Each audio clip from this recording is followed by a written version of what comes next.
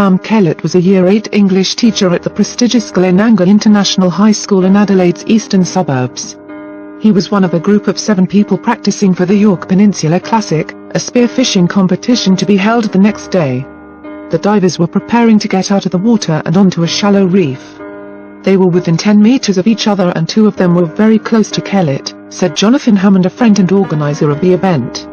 The shark came and they saw it attack and there was a lot of blood in the water. There was nothing they could do.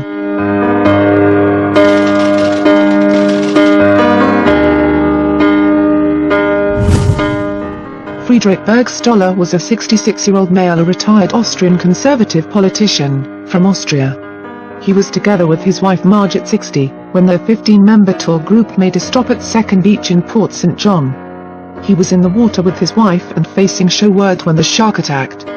Off-duty lifeguard Siswedu Subana heard the wife's screams and saw the man being pushed into the air as the shark bit into the lower part of his body.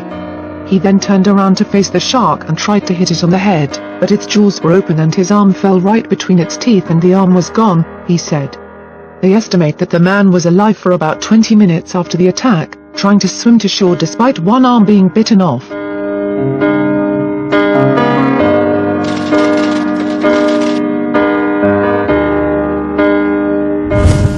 Mick was a 38-year-old male who failed to surface after diving for lobsters with 2 friends several kilometers off Davisville Cut, about 80 kilometers south of Perth. Remains, thought to be those of missing diver, were recovered 4 days later near the dive site. In a statement, police said a preliminary investigation indicates the male may have received shark bites.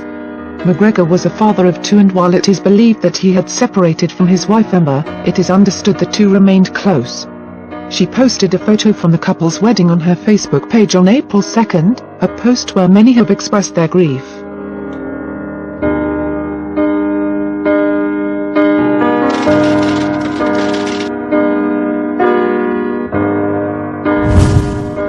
Christine Armstrong was a 63-year-old female from Tathra, a senior surf club trainer who had been swimming in the same spot nearly every morning for the past 14 years.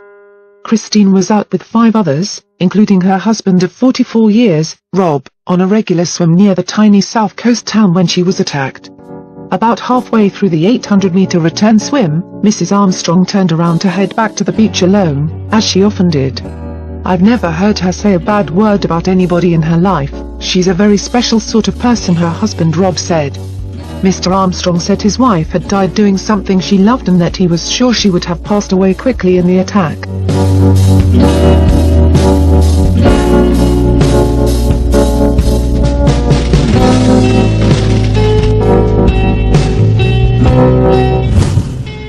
John Petty was a 63-year-old male, a doctor and rancher from Texas, known for award-winning photography often done on high-adventure trips around the world. John was last seen on Sunday, 13th as he entered the water near Tiger Beach. Tiger Beach is a popular location for shark divers because of its large number of tiger sharks. Petty was part of an 8-person dive excursion but never surfaced with the other divers. 3 days later, the Coast Guard discovered dive gear believed to be John's, near the dive area. Petty was a Gilmer native who has lived and practiced chiropractic medicine in Longview, Texas, for 39 years. He ranched in Gregg and Upshur counties.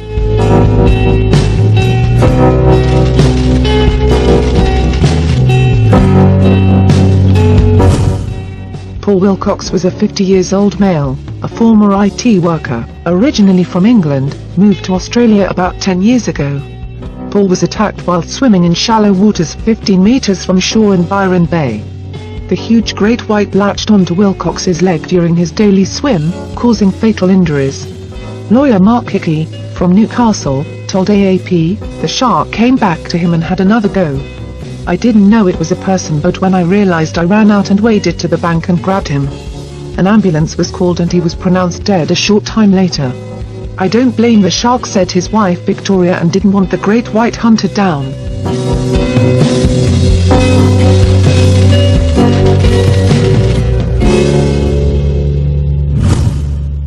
Rameshwatha Oro was a 39-year-old male from Pales. He was part of a fishing trip near St. Brandon Island along with other fishermen, when he caught a shark which was brought on board the boat. The shark bit him on the arm.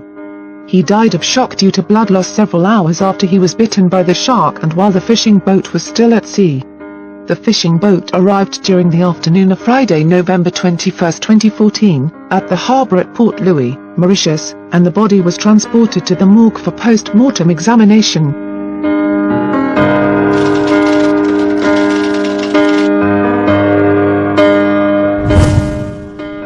Daniel was an 18-year-old teenager with passion for aquatic adventure, a former Mossman State High School student. He was spearfishing with two friends when he was bitten by a shark. The teenager's mates made frantic attempts to perform CPR on the way back to shore, but he was pronounced dead when they arrived at Port Douglas. A helicopter wasn't available to fly to the scene because it was already en route to Townsville with a patient.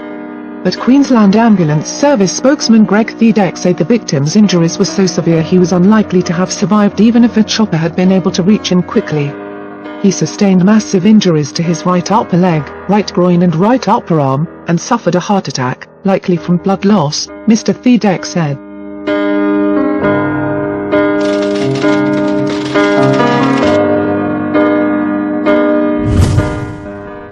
Jay was a 17-year-old teenager, a member of the WA Undersea Albany diving group. He died after being bitten on the leg by a shark while spearfishing with his friend Matt Poulela, at a popular fishing spot known as Three Stripes. Poulela, who fired his spear gun into the mouth of the shark when it turned to him after biting Muscat, identified the shark as a 4 to 5 meter great white. People on board a passing boat pulled Jay into the vessel and tried to resuscitate him, but he died before the boat reached ashore. Mr. Muscat described himself on his Instagram page as just a young salty dog. Spearfishing and fishing are my thing. Mr. Muscat also enjoyed sport and had been captain of Albany's senior high school volleyball team.